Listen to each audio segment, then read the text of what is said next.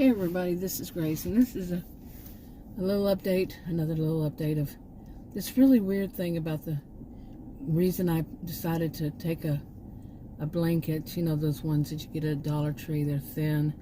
They're the throws is what they are. And they're like, well, I saw them today. I was at a Dollar Tree, and they're $6 now. So, this kind of blanket. It's a throw, like I said. And I made a curtain out of it for sitting in my SUV. I put it over my visor and put my visor up against my window on the driver's side so my nosy neighbors can't watch me.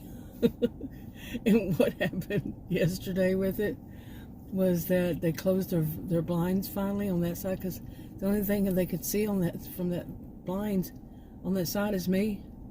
Really. And what else are they? There's no, the sun doesn't go in that side. The sun's on the other side of the house. So, I mean, there's so much more to this of why we've always seen them as very weird people. Okay, some of the stuff they said is just, wow, it's unbelievable. But anyway, then there was even more yesterday. Hopefully I'll put them up in the right order and not miss one, because there's several of them on my camera. And but yesterday what was funny was somebody come and drove in my driveway behind me, and they gave me a dirty look. And it was in a sports car, one of those convertibles. It was the two people in it, and they were around the same age, and they were both had red hair. The woman, she kind of looked like that, the Bridgerton, not this season that just came out, but last season, the one that got married last season. Yeah, the red-haired, what is it, Mrs. Witherspoon, is it? She also plays, is it not Witherspoon, whatever it's called, whatever is that name. But anyway, I don't remember I don't remember what she also plays. Anyway, she kind of looked like her. And the guy was driving, and it was weird. It was a weird situation. And we basically, I figured out as I went and walked, I decided to go inside, was that they were probably there to look at that house, to buy it. That people were trying to sell their house.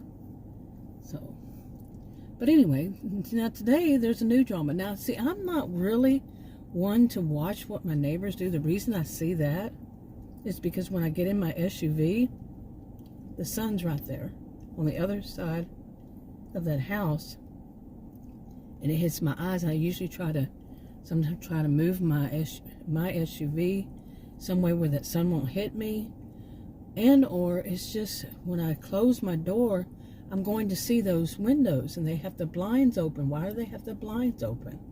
If all they can see is us, you see? And that's the only reason. Plus, I'm one who was taught, when you're sitting outside or whatever, you pay attention to your environment. We're taught to pay attention to our environment no matter what. And I'm hoping that it's still the way that it is today, that people are taught to do this. Now, what I see with my neighbors, and we have since we both see it, Adam and I are very different people, yet we both have seen this, is that they're very nosy. And the neighbors, too many of them, seem to think that they own the whole neighborhood, and that everybody in the neighborhood better do things the way they do them. Well, no, what they need to do is they need to be the ones who does what the HOA says. Oh, you see? And when people are pointing their finger at you, exactly, they're the ones who are doing things wrong. So that they're trying to get other people to do, they're trying to get other people to, deflect to the other people to say that something's wrong with them, so nobody look at them. Nope. Like, we see how your grown daughter parks her car, her SUV in the she's on the wrong side of the road, and yet you're going to be particular about the way other people park their cars and such. You know, they better not park anywhere near your home. Well, people can park wherever they want to. It's just suspicious, like people parking behind mine. And that's why we have HOAs. That's why we pay what we do to live here. You know, we pay our taxes and all, and the expense for the house, so we don't have to worry about people who don't live in the neighborhood. You know, so there's nobody having businesses in their home. So that's part of the contract with the HOA. So there's no people parking, taking up all the spots out here. It's not really that kind of thing where there's spots, but when you have people parked in front of your house, it makes it difficult for you to back out, and it just gives you the heebie-jeebies because they could be checking out your house. You know, they're not invested out here, and they make noise. They rev their motors, all this kind of stuff. Okay, but anyway, get back to this. I'm not one to watch my neighbors, but I am one to watch to see if something happens. I'm sitting in my SUV and I see movement in my side view mirrors and my rear view mirror, and then like somebody too close to me or coming up or something like that, because I was trained from youth, pay attention to your environment.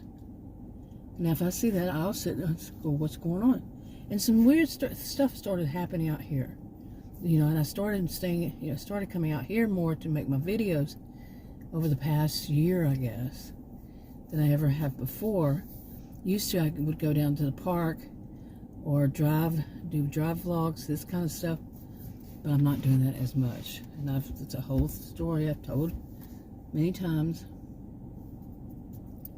So, but today, I have another one. Some weird things have been going on. Now, in the past, I mentioned this, you know, about all of a sudden we started having people walking down the street. People who we've never seen before, and people I've never seen before. And I would be out here by myself, and I'm like, what? Where are they coming from? You know, I look a couple of houses down, and so why these people, they walk down the street, and then I guess they go to their car. I never see them come back. I was like, maybe there's I know there's no business over here. It's zoned, from what I understand. I think you call it zoning. That's what it used to be. That you can't have businesses and stuff like that. And I'm like, where are they, you know, coming from? And I told Adam, he said they can't be coming from there because it's all gated. You know, people's yards, their backyards, they have fences. Nobody's going to be in their backyard. There's no way to get through there. And so, you know, my brain was like thinking, maybe they also have a business in their home. He said no. The person where I would see it, and I know the other one, so I don't know, you know. Okay, what we do know about this guy and his family is that it's a 3-generation family living in this one home. These are big houses. Usually they're 2-story houses and plenty of rooms, and so a 3-generation household, it's not that bad. It's not unusual. It doesn't have to be. Well, they have a lot of cars, just like the other one. That's not the only one. That's 2. I think there's one more further down the road. Okay, and they have a lot of cars, and they have, you know, some of them are teenagers, and they love to rev their motors. And this is supposed to be a peaceful and quiet place, you know, not a bunch of people revving their motors. And anyway, the guy is one of the 2nd generation. He is very rude. One of them, I think he's probably in his 40s. Extremely rude guy. I told him off. He tried to be rude to me, and I told him off. Walked away. Told him, yeah, it was I don't know how many years ago, a few years ago, I guess. And he made a smart remark to me, and I made a real quick-witted one right back at him and just walked away. He probably got embarrassed. So, yeah. But anyway, but yeah, there's always somebody there in that one. They've all, just both of them, and both of them I can see sitting out here, and I just don't like paying attention, you know, unless I see some kind of strange movement, like somebody coming toward or parking behind me, you know, just not parking but just turning around and just sitting there in my driveway, you know, giving me a dirty look, like, what are you doing there? Why are you looking at us like that? I'm serious. I'm very serious. So, but anyway, I don't like paying attention, but it's good to have that. Like I said, I was taught this way. Well, today the thing is that house that these 3 generations live in, they have this. I've never seen this happen. They have absolutely no cars out there, and their garage is shut. Garage door. I've never seen that ever since they've moved in there. They would always have the garage door open and plenty of cars. Yeah, SUVs. I think most of them are SUVs. So it's kind of like, I mean, see, stuff like that, that just makes you curious. Okay? But it's really, I mean, it's curious. It really is. That's one of those, you know, I mean, there's not really anything you can do about it. I mean, what would you do? Now, the other way is, like, if you were worried about an elderly couple or something, you know, and so you usually see them, you know, have cars there, and then you move their cars every once in a while, and the cars have been there and they've not moved their cars at all. Yeah, you know, you get curious to see, are they okay in there? Let me check my elders in my neighborhood, you know. That might be one of those, I need to check to see if they're okay kind of things. This one, what do you do? They have no cars there. All of a sudden, they're all gone. And from what I understand, they bought their house. And it could be that they rented and took off in the middle of the night. You know, you don't know. But to me, that would be a situation, you know, there are no cars there, no, you know, the garage doors closed. It's none of my business.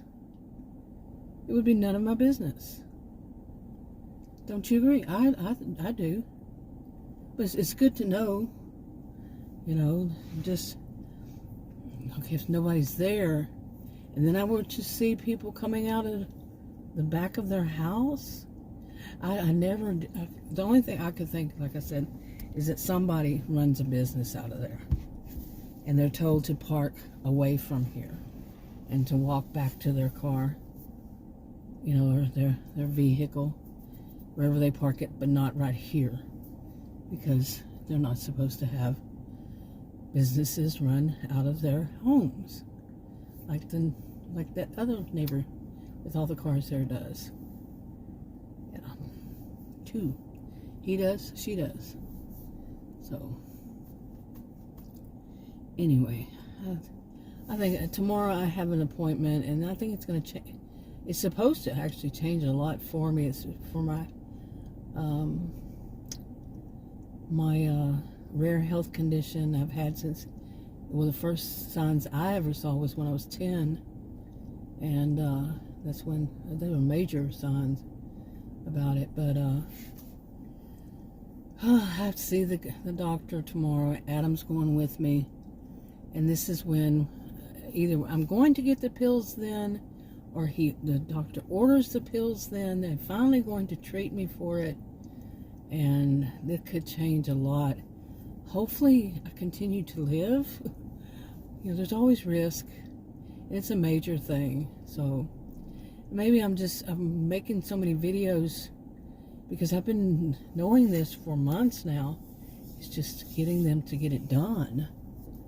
And to get to that point, the whole thing. But and tomorrow we go, and it's on my mind, but there's nothing I can do until I know What am I going to keep just saying? Well, tomorrow I'll know, the next day I'll know, the next day, whatever, I'll know.